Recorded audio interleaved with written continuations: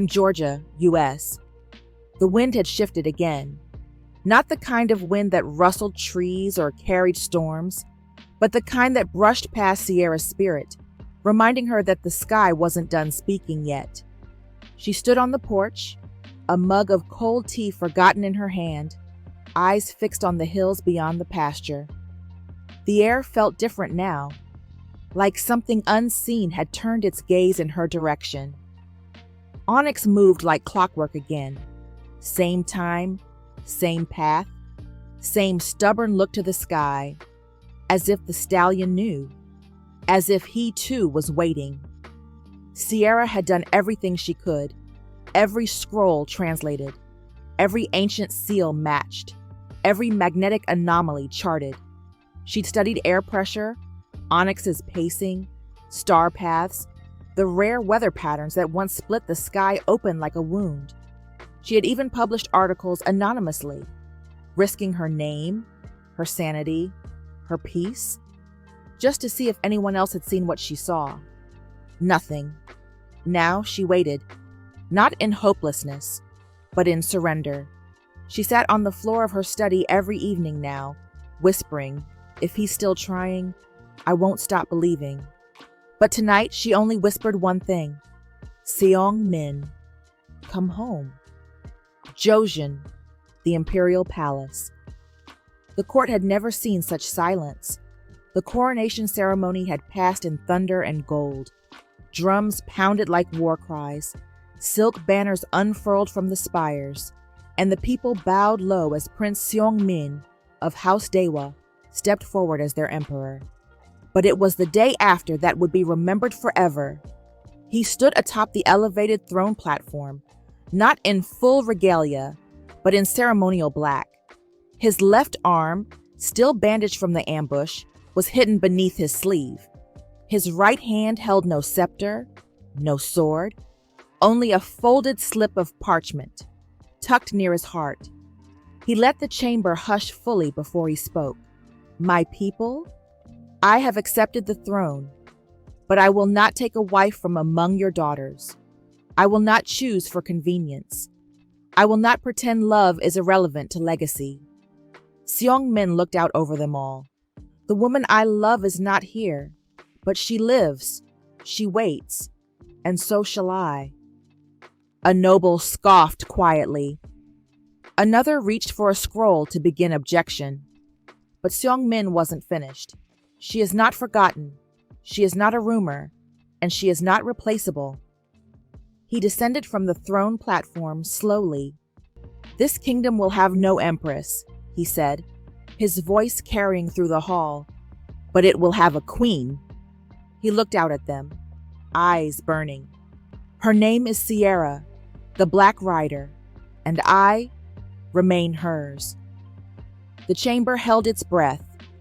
One advisor's jaw tensed. Another shifted in his silken robes. A ripple moved through the seated nobles, quiet but undeniable. But no one spoke, not a word of challenge, not a murmur of dissent, because in that moment they saw it. Not just a ruler, a man in love, a man who had defied time, war, and tradition, just to wait for the woman he called queen. His cousin, Baekjun, sitting silent among the nobles, said nothing, but his jaw tensed. 3 days later, at the Empress's chamber, no one was allowed inside, not even the royal tailors. Seong-Min entered alone, carrying a long lacquered box. He shut the doors behind him. Candles lit the air in a gentle gold hue. He moved to the inner chamber, still untouched, still sacred.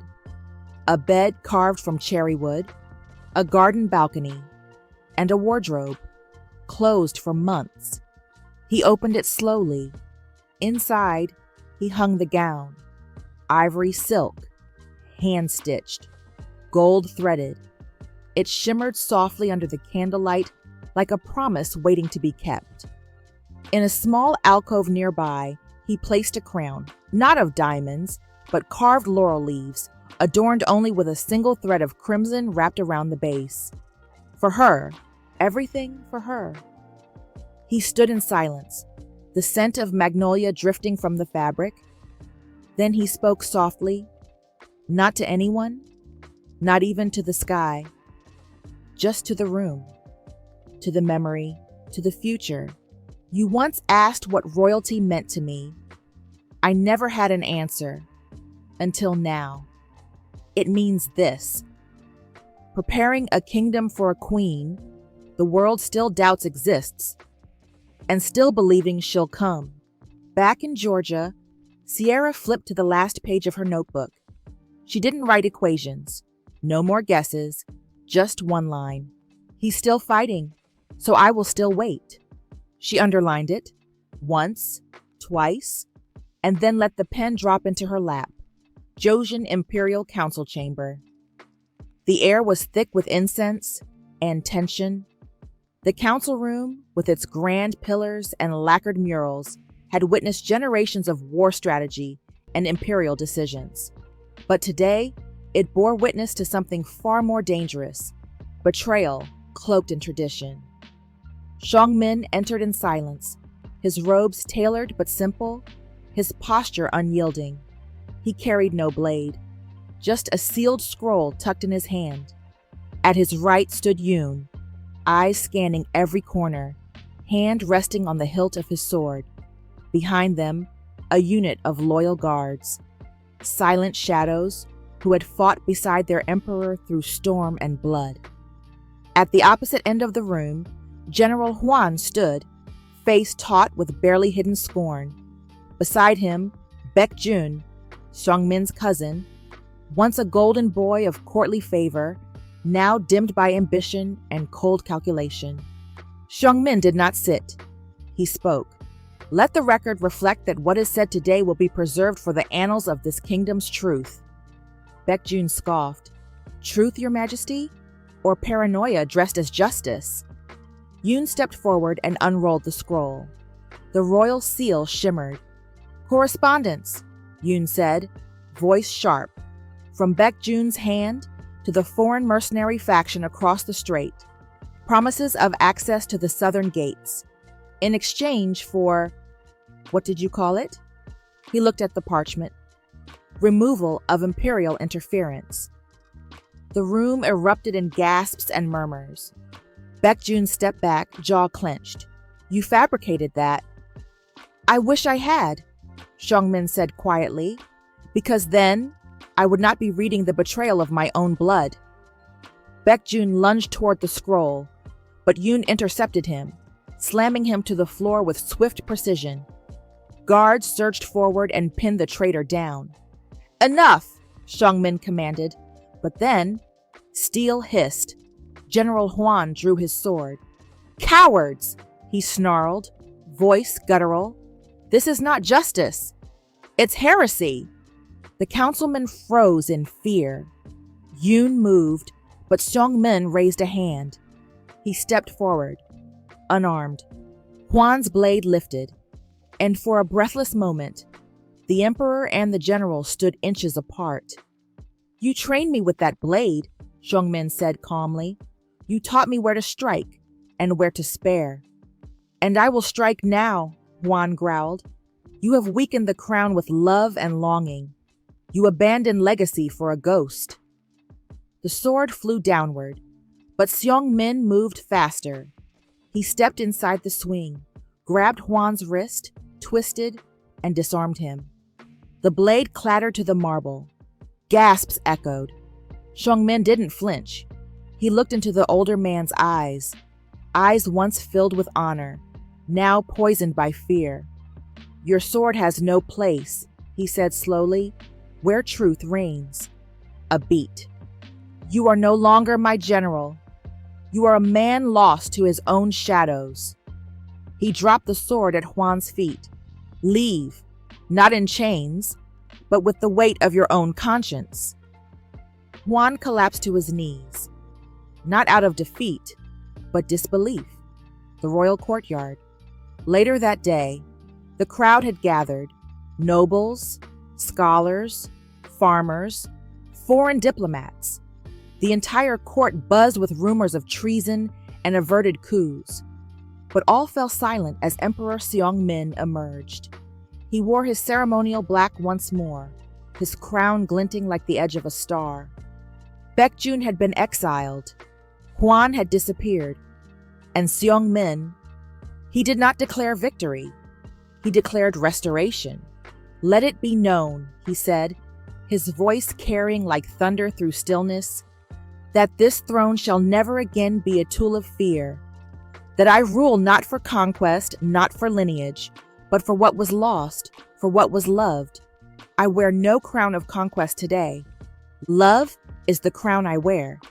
And until the woman I love stands beside me, this empire shall wait with me." The people bowed low. But more than reverence, it was awe. A ruler who would not kneel to tradition. A ruler who would not compromise truth. A man who waited for one woman and changed history in doing so. Sierra sat on the porch steps, fingers absent-mindedly stroking the red thread around her wrist. A breeze swept through the magnolias. She smiled faintly. "Whatever you just did," she whispered, "I felt it." The wind pushed gently through the open window of the chamber. Lanterns swayed. The stars above blinked silently, steady, as if watching. Seong-Min stood alone near the window, his ceremonial robe removed, replaced by simple royal black. His eyes stayed on the stars, but his mind wandered somewhere further. Behind him, Yoon stepped in quietly, carrying the final diagram the engineers had requested. "They say the last adjustment is complete," Yoon said, voice low. "The compass is ready." Seong-Min didn't turn. Instead, he said, almost to himself, "Do you remember what the old astronomer said?" Yoon furrowed his brow. "Which part?" "You vanished without cost, but time demands balance. One must be laid down. Name, title, or legacy." Yoon nodded slowly. "You never told me what you chose." Seong-Min finally turned. His voice was soft, but full of something heavier than any sword he'd ever held. "I chose all three." He crossed the room, opened a small carved chest beside the telescope, and retrieved a folded document, the official court decree he had delivered after his coronation. He held it out to Yoon. "Until the day she returns," it read, "this kingdom will have no empress, but it will have a queen. Her name is Sierra, the Black Rider." "She is not of royal blood," Seong-Min said quietly. "Not from our world, not born into title." He looked up at Yoon. "But I placed her name on a throne, in front of my enemies, in front of my court, in front of history." Yoon swallowed. "That was the cost." Seong-Min gave a small nod. "They all expected I would sacrifice my crown, my life, my war." He smiled faintly, but there was no humor in it. They didn't understand the true weight. The cost wasn't death. It was declaration. He closed the chest. "I laid down the legacy they gave me to build the one she could walk into." Silence stretched between them, sacred. Then Yoon, voice rough, said, "Then heaven owes you nothing." Seong-Min turned to the compass, its rings glinting in the starlight. "No," he whispered, "it owes me nothing, but love has already given me everything." At the ancient observatory's southern cliffs, Joseon Kingdom. The winds whipped along the cliffs with the violence of a warning, but the observatory stood firm. It was no longer abandoned. Polished brass domes now shimmered under a moonless sky. Gears turned, slow and certain. The heaven compass had risen again, not by magic, but by hands that believed understanding was worth more than fear. Inside, the circular chamber was filled with quiet urgency. Seong-Min stood before the device, a complex skeletal dome of copper rings and interlocking axes. He wore no crown tonight, only a black undershirt. Beside him, Master Han adjusted the last crystal lens. The final alignment appears in 7 days, the old engineer muttered, just like the scroll said. Seong-Min nodded once. Then in 7 days, I leave. From the far side of the room, Yoon stepped forward. And if something goes wrong? Seong-Min exhaled slowly. It won't.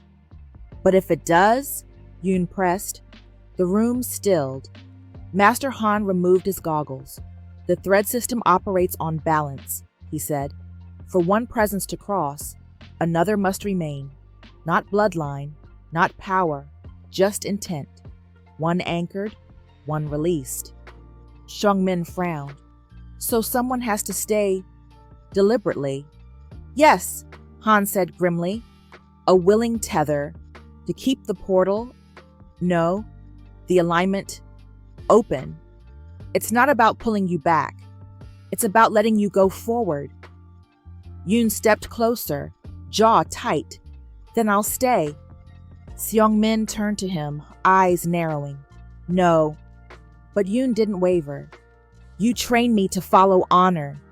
What greater honor than standing for you, so you can stand for her? Seong-Min's throat tightened. You have a life here, he said quietly. Yoon gave a short laugh. And you have one there. So let's not waste both. A heavy silence followed.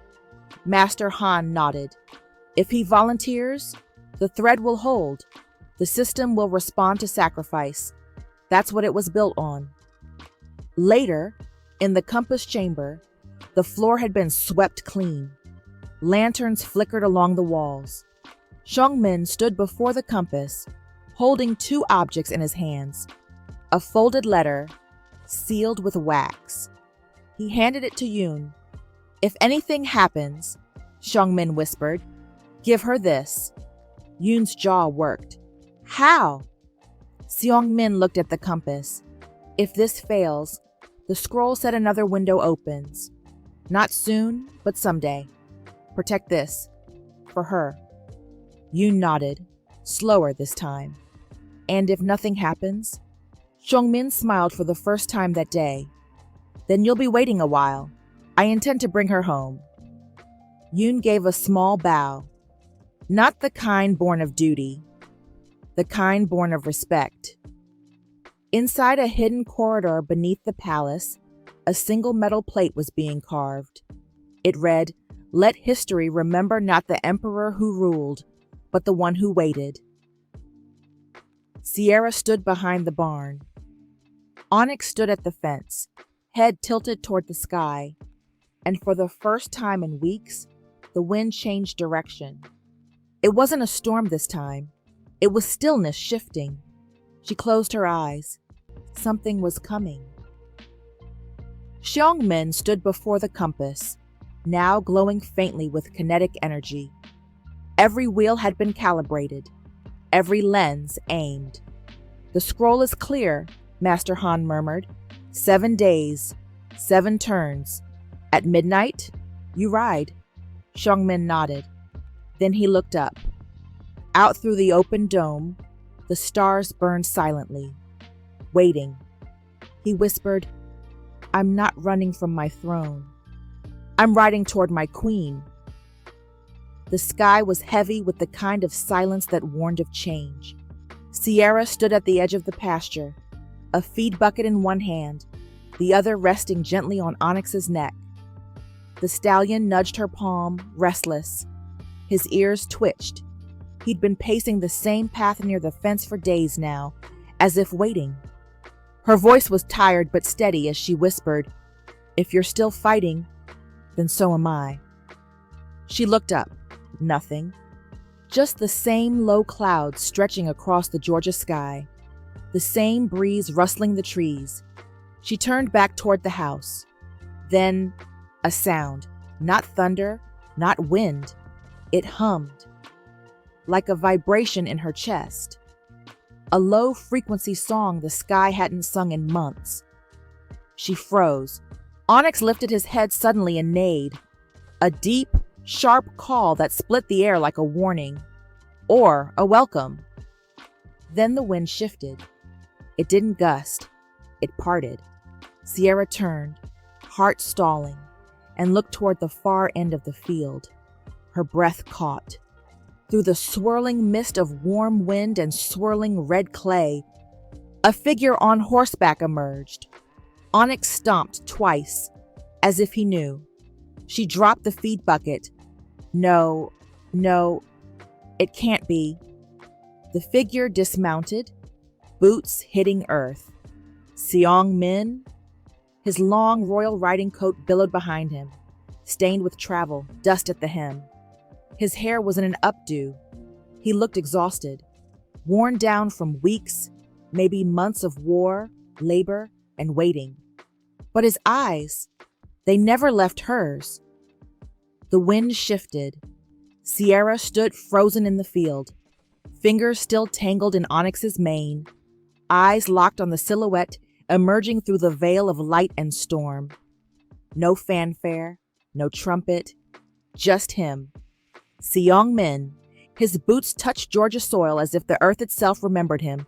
His robes were gone, replaced by a simple coat, the collar damp from the mist, the sleeves creased from travel. But his face, older, tired, unchanged. Sierra's knees buckled, her breath catching like it had nowhere left to go. Her voice came out cracked and unbelieving. "Seong!" He didn't speak. He walked, each step slow, deliberate, like he didn't want to shatter the moment by reaching too quickly. When he stopped a few steps before her, the world was silent. Even the trees waited. From the breast of his coat, he drew a velvet-wrapped bundle. With trembling fingers, he unwrapped it.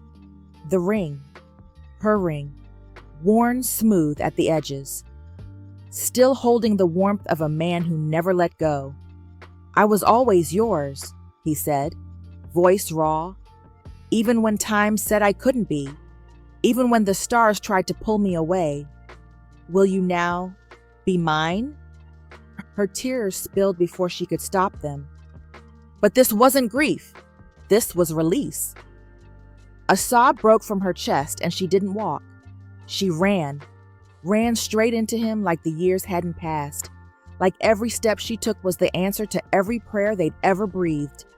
He caught her mid-movement, arms wrapping tight around her waist, lifting her off the ground as she buried her face into his neck. She clung to him, body shaking. "You came back," she wept. "You really came back." He whispered into her curls, "I never left you." His lips found her temple, her cheek, her mouth, slow, reverent, like a man kissing his way back to life.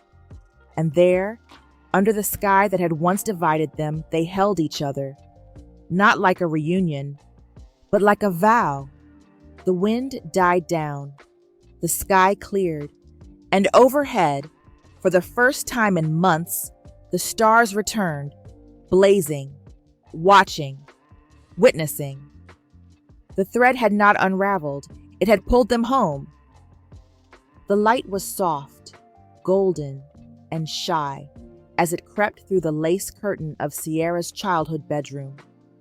The scent of magnolia drifted in from the open window, and somewhere in the distance, a bird sang, low and slow, like even it didn't want to disturb the morning.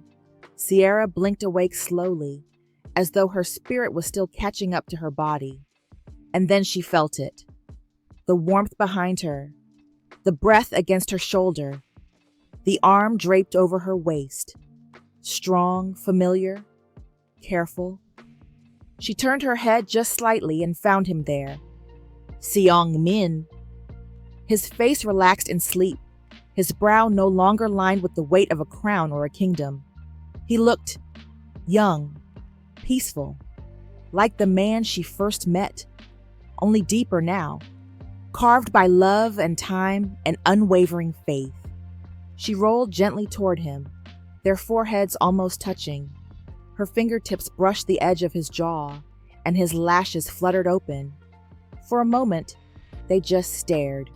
No titles, no time, just two hearts that had bled through centuries. now finally still. "You're really here," she whispered. He reached up and tucked a curl behind her ear. "You say it like I might disappear." She smiled, barely. "You did once." His hand cradled the back of her head, thumb grazing her nape. "Then I'll spend every breath I have proving I won't again." Her breath hitched. "Even if something tries to pull us apart?" He pressed his forehead to hers. "Let it try.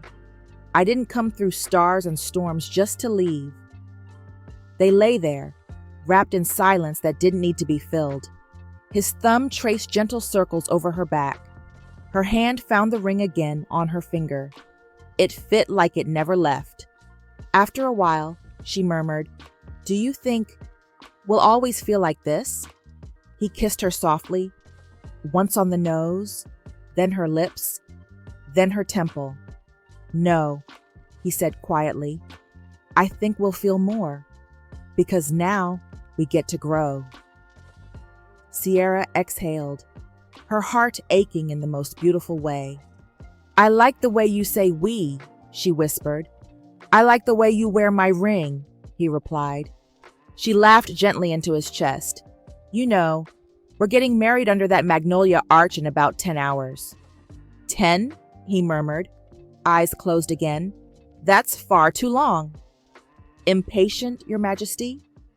He smiled into her hair. "No," he whispered, "just in love."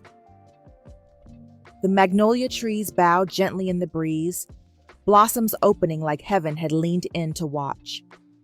Beneath them stood a delicate arch, handmade by Sierra's grandfather, woven with wild magnolia branches and white ribbon. The field had been mowed just the day before, but left soft and wide. Chairs were few, friends were fewer, but every heart in attendance knew this wasn't just a wedding. It was a return, a restoration. Sierra stood behind the old farmhouse, her curls tucked gently beneath a simple veil. She wore no diamonds, no designer silk, just an ivory dress that moved like water when she breathed. Her grandfather stood beside her in his best church suit, hand steady on her arm. "You ready, baby girl?" he asked, voice hushed with reverence. She nodded slowly, voice barely above a whisper. "I've been ready since the day he disappeared." They stepped into the field. At the far end of the aisle, Seong-Min stood in a tailored navy suit. No crown, no guards. Just a quiet man with storm-worn eyes and a future written on his face. When he saw her, his breath caught visibly in his chest. His hands folded before him, but his thumb kept brushing over the engagement ring, now returned to his finger. Onyx stood a few yards away, just outside the wedding circle. He didn't neigh or stomp. He just watched, protectively, as if guarding something sacred. Sierra reached the arch. Her grandfather gave her hand to Seong-Min, then leaned in. "She's stronger than she looks, but love her gently," he said. "I will," Seong-Min replied, eyes never leaving hers. "Every day that I breathe." The wedding had ended just as the sun dipped behind the pines. Quiet, sacred, and full of a hush no thunder dared interrupt. Now the guests laughed softly in the distance, gathered beneath the magnolia arch with peach tea and lantern light. Onyx grazed calmly near the fence. Sierra's grandfather sat in his rocking chair, beaming at the sky like he'd seen a prayer walk itself into the world. But Seong-Min had slipped away with her. Just the two of them now. Barefoot, Sierra walked with him across the back field, her gown brushing wild grass, her hand wrapped in his. He hadn't spoken in a while, but his grip never loosened. When they reached the edge of the clearing, he stopped. The moonlight caught in his eyes. And there it was, that storm-touched tenderness she remembered, the look he gave her the day before she lost him. "I need to show you something," he said softly. He reached into his coat and pulled out a tightly rolled parchment. No royal seal, no decree. A drawing. Sierra took it with careful fingers and slowly unrolled it. Her breath caught.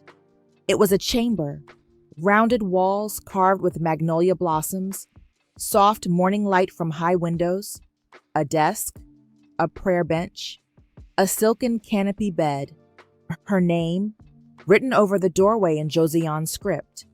She turned to him slowly. "What is this?" His voice was low, trembling. "It's yours. I built it. Before I ever found a way to come back. Before I even knew if I could." Her heart thudded. "Seong-Min." "I would visit it," he continued. "Sit there alone. Some days I'd talk to the walls like you could hear me. Some nights I'd just sleep on the floor, but I kept it clean. I kept it yours." She could barely breathe. "Why?" she whispered. He took the scroll from her gently, tucked it back into his coat, then lifted her hand to his lips. "Because long before the vows, long before the compass, long before the stars cracked open, I had already chosen you." His forehead pressed to hers. "You weren't just a rider passing through. You were the queen I built for, the one I dreamed of, the one I waited for, and now," his voice broke, "you are my home." Sierra let out a sob and covered her mouth with her hand, but he wasn't finished. He reached into his pocket and pulled out a small, silk-wrapped bundle, unfolded it. Inside, a delicate hairpin, golden, carved like a blooming magnolia. "I made this the day the court tried to force me to choose another. I refused, and I carved this instead." She touched it, trembling. "Why haven't you shown me this before?" He kissed her palm. "Because I was waiting for this moment, for this night, when I could finally give it to you not as a promise, but as proof." He slid it into her hair, his fingers shaking. And then he said it again. "No crown, no court, just man to woman beneath the stars. You were already my queen. And now," pressing his forehead to hers, "you are my wife." And this time, Sierra didn't cry alone. He wept with her. That night, under the same stars that had guided their hearts across timelines and kingdoms, they lay side by side in the quiet of her room, no longer distance apart, no longer waiting, just Sierra and Seong-Min, the emperor who crossed the sky, and the black rider who never let go. The kingdom held its breath. The royal carriage rolled to a gentle stop before the great stone steps of the palace, flanked by guards in ceremonial armor. Drums did not sound. No trumpets announced her name. But the people had gathered anyway, silent, breathless. Some wept, others knelt. Many simply stared in awe as the doors opened. Sierra stepped out slowly, curls pinned into soft coils, a veil of gold-netted lace trailing from her shoulders. She wore a simple ceremonial robe, not yet the gown of an empress. Not yet. Her eyes met Seong-Min's as he extended his hand. He stood tall in his imperial garb, but his gaze held only gentleness, like he'd been waiting for this one breath longer than any crown he had worn. "Welcome home," he said quietly. She took his hand, descending the final step into a world that now felt written just for her. The palace gates opened, lanterns flickered, and the people bowed, not because of command, but because of reverence. Later, Sierra walked beside Seong-Min down a quiet corridor rarely used, walls painted with the faded murals of queens who ruled generations before. He stopped at a double door carved with magnolias and phoenixes. "The Empress's chamber," he said, his voice lower now. "No one has entered it." He opened the doors for her. Sierra stepped in and gasped. There, on a raised wooden frame, stood a gown. Ivory silk, gold-threaded magnolias curled around the sleeves, a phoenix embroidered across the bodice with breathtaking precision. Her hand rose to her lips. "You kept it," she whispered. "All this time?" Seong-Min stepped in behind her, his voice barely audible. "I didn't keep it, Sierra. I made it, before I knew if I'd ever see you again, because even then, you were already my queen." Tears slid down her cheeks before she could stop them. "And you waited," she murmured. "For you," he said. "For us." She turned to him, and he wiped the tear gently from her cheek with the back of his fingers. "Then let me wear it," she said, voice trembling. "Not as the Black Rider, not as a visitor, but as your empress." A pause. Then she smiled softly through her tears. "And your wife." The courtyard had never been so still. Night had fallen, but the lanterns blazed softly along the palace walls, casting golden halos over the gathered nobles, the royal guards, and the sea of villagers standing just beyond the gates, all watching. Flower petals fluttered down from above, caught on the night breeze like blessings. And then the doors opened. A hush swept over the kingdom.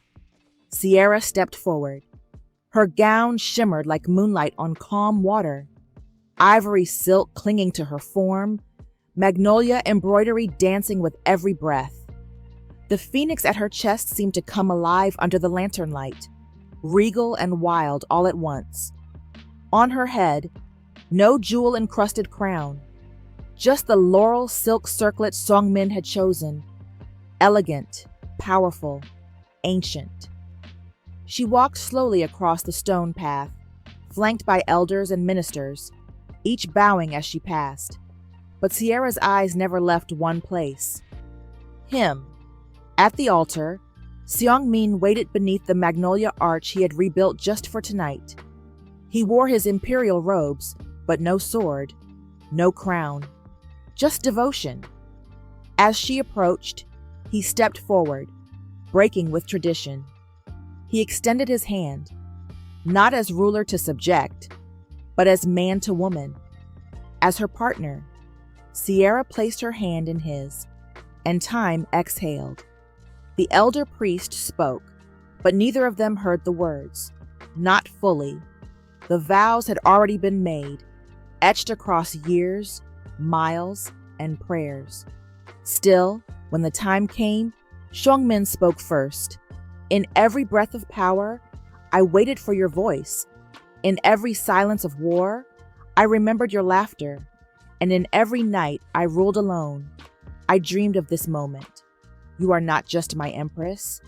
You are my peace." Sierra's voice trembled as she answered. "You told me once that I braided my hair before storms, but it was you who calmed them. You built a future I didn't dare hope for. You crossed time not to find me, but to bring me home. I am yours, always." Tears glistened in both their eyes. The crown was placed on her head. The people erupted, not with noise, but with reverence. Bows, cheers, the sound of drums echoing into the night, as the kingdom of Joseon bore witness to a love no distance could divide. As husband and wife, emperor and empress, Seong-Min and Sierra turned to the crowd, hand in hand. At the edge of the courtyard, onyx stomped once, and in the stars above, the constellations seemed to shimmer with approval. The royal wedding feast had faded into the soft hush of night. Sierra stood alone in the garden courtyard, one hand resting on the carved stone railing. Lanterns bobbed in the warm breeze. The sounds of distant music still echoed, but she wasn't listening. She exhaled slowly. Something wasn't right. Her hand pressed to her stomach. Not pain exactly, not nausea, but a tightness, like her body was holding a secret she hadn't yet deciphered. Footsteps. Seong-Min appeared beside her, still in his imperial robe. His eyes scanned her face, immediately sensing something. "Sierra?" She gave a soft smile, but it wavered. "I'm okay, just tired." A little dizzy, maybe. His hand was at her back instantly, steadying her. "Come," he said. "We'll call the royal physician." She laughed weakly. "It's probably just the ceremony, the travel, all the food." But then her knees buckled slightly. He caught her before she fell. "What's wrong?" he asked. "Is it the air? The altitude? Do you need to go back?"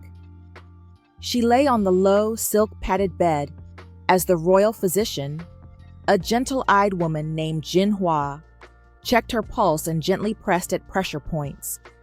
Seong-Min stood at the side, fists clenched. Yoon had entered quietly, his expression unreadable. Jinhua finally looked up.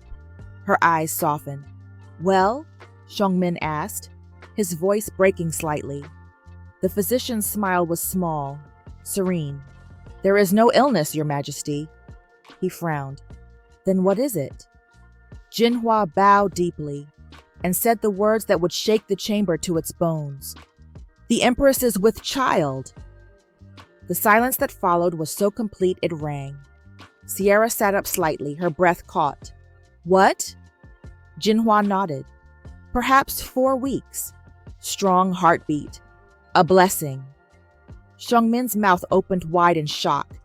His knees buckled, this time with emotion, not weakness. He sank to the ground beside the bed and bowed his head against Sierra's belly, tears spilling freely. Sierra touched his hair gently, stunned and trembling. Yoon stepped back into the shadowed corner of the room and whispered one word, the anchor, later. That night, Seong-Min and Sierra sat in the Empress's chamber, candlelight flickering low. The silk gown hung nearby. A scroll rested open on the table. Sierra leaned into him, one hand over her belly. "It feels impossible," she whispered. Seong-Min kissed her temple. "It feels divine," he said. "This child, our child, isn't just ours. He or she is the promise made real." A soft knock at the door. It was Yoon. "We'll need to prepare the compass," he said quietly. "You said if she was expecting, you'd want her to deliver in her world." Seong-Min looked at Sierra. She nodded slowly. "Yes," she said, "but we'll return." Seong-Min nodded. "We'll raise this child in both worlds. One heart, one thread, one kingdom." The early light crept through the high windows of the Empress's chamber. Sierra sat near the open balcony, wrapped in a soft shawl, her hand resting over her stomach. In her lap, her journal lay open, its pages filled with ink, pressed flowers, and torn scroll scraps. She paused, her pen hovering, then wrote slowly, "He came back, not just for love, but for legacy." A quiet knock interrupted her thoughts. Yoon stepped inside with a slight bow. "He's waiting for you." In the observatory chamber, the heaven compass shimmered with fine adjustments, coils and dials gleaming under the morning sun. Seong-Min stood with 2 elder scholars, deep in discussion. "We made modifications," one scholar said, pointing to the new alignment panel. "The window is now stable. Passage may be opened and closed at will." Yoon, flanking the doorway, added, "It's no longer just a path. It's a bridge." Sierra entered quietly, eyes landing on the completed compass. It no longer looked like a relic. It looked like a covenant, something forged by faith, not fantasy. Seong-Min turned and walked to her, gently taking her hand. He spoke with steady resolve. "Our child will know both worlds. He will know your fields, and my mountains, your language, and mine. Not half, but whole." Sierra searched his face. "And if the worlds pull apart again?" "They won't," he said. "Not as long as we walk between them, together." Days later, the sound of soft neighing echoed across the pasture behind the palace. Onyx, restless for weeks, had gone into labor. Sierra knelt beside the royal stable master, whispering soft prayers, her hand resting on Onyx's strong neck. Moments passed. Then, a small cry. A foal tumbled into the world, legs trembling, coat slick, midnight black, but with a perfect white star across its chest. Sierra gasped, covering her mouth with her hand. Seong-Min, behind her, exhaled as if he'd been holding his breath since the heavens first split. The stable master murmured, "A rare mark. Very rare." Sierra reached out, tears in her eyes. "A sign," she whispered, "of what we survived." She stroked the foal's soft muzzle and turned to Seong-Min. "I want to name her Promise." He nodded slowly, emotion thick in his voice. "Then let her carry it, as we do." That evening, Sierra wrote again in her journal, the candlelight dancing across her page. "We will raise him not as a prince of one kingdom, but as a bridge between two, not in secret, but in truth, and in promise." The wind in Georgia carried a softness that morning, like it too had been waiting.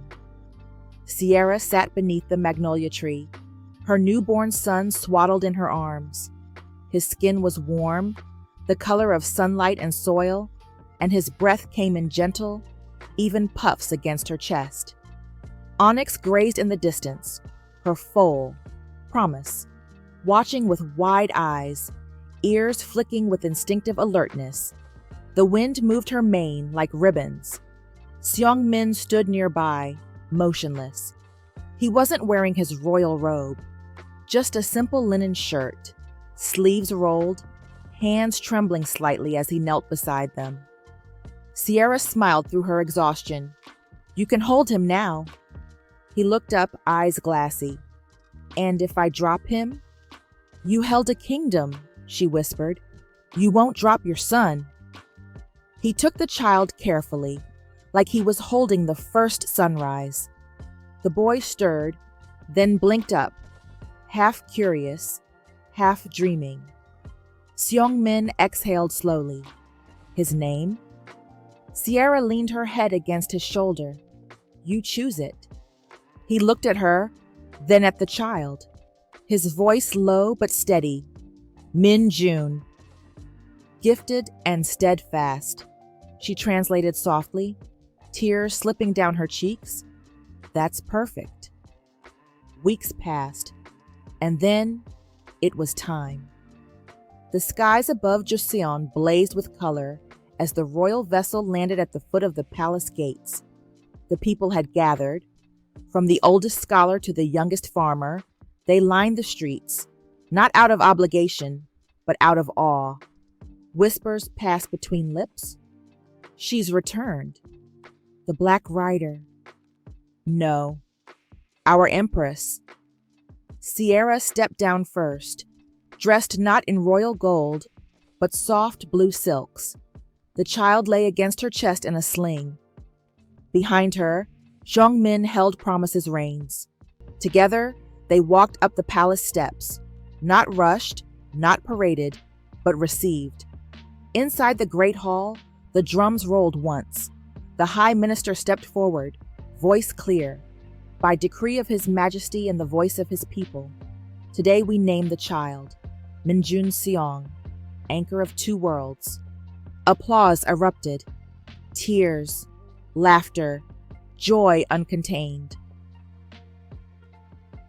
That night, after the kingdom had gone quiet, Sierra wandered the palace in silence. Her slippers brushed softly over moonlit marble. She didn't need a guard. She knew these halls now, not just by sight, but by memory. She belonged here.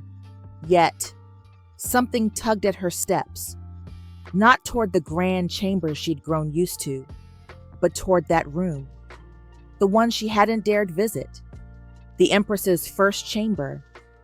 She opened the carved wooden door with a slow breath. Dust hadn't gathered. He'd kept it cleaned, preserved, untouched, but not forgotten. And it still waited for her. She stepped further in. the sketches, the scroll diagrams, and the journal. She picked it up slowly. Each page, a letter, a prayer, a promise. Day 3. If she's gone forever, I'll still wait. Day 19. Today, I saw a hawk and thought of her. Day 56. Built the compass. They think I'm a madman. I am. I miss her. She broke. Her shoulders shook as she clutched it to her chest, sobbing, and then arms wrapped around her, steady, familiar. Seong-Min's voice, low against her hair. You didn't just return. You restored everything in me. She turned, pressing her forehead to his. You didn't just wait for me, she whispered. You built a kingdom I could walk into. You broke yourself open, so I'd have a way back. He pulled her closer. And I'd burn it all, if you asked me to. But now, I only wish to build with you. Outside, the red string fluttered on the palace balcony, tied gently to the compass's final dial. It no longer pointed toward a destination. It circled back home. 2 years later, autumn in Georgia. The pasture was golden, the air crisp with the kind of quiet that comes when life has fully bloomed. Seong-Min sat on the porch swing, his son, Min-jun, curled in his lap, wrapped in a soft blue blanket embroidered with the crest of both worlds. The little boy had his father's eyes but his mother's fire.